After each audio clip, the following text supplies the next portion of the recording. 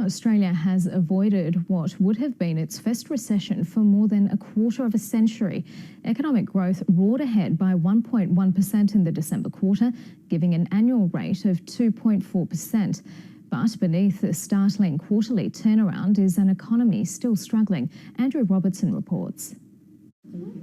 Homeware's chain Top 3 by Design has been in business 15 years. They normally import one container load of goods from Denmark every 6 weeks, but this year will be different. It is the first time that we've backed up a 20-foot container on the back of a 40-foot container at this time of year.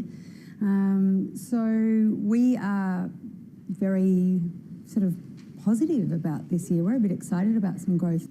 After contracting 0.5% in the September quarter, the economy grew 1.1% in December, avoiding a technical recession.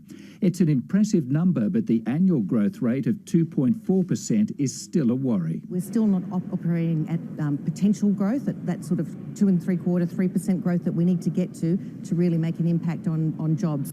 15 of the 20 industries surveyed by the Bureau of Statistics recorded growth in the quarter, and it's no surprise that mining led the way after the big run-up in the prices of iron ore and coal last year. So all of those things that were soft in the September quarter reversed in the December quarter, and that's what's given us this rebound. But scratch below the surface and it's not as good as it looks. A lot of people are in housing stress, paying more than 35% of their income into either rent or mortgage, and that leaves less for spending elsewhere.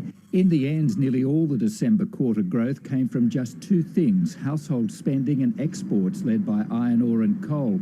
It's something AMP Shane Oliver says needs to change. We're increasingly reliant on the consumer to support growth and, of course, services exports. What we really need to see is non-mining investment pick up. Top 3 by Design is listening. It's searching for a location to open its 4th store. Andrew Robertson reporting there.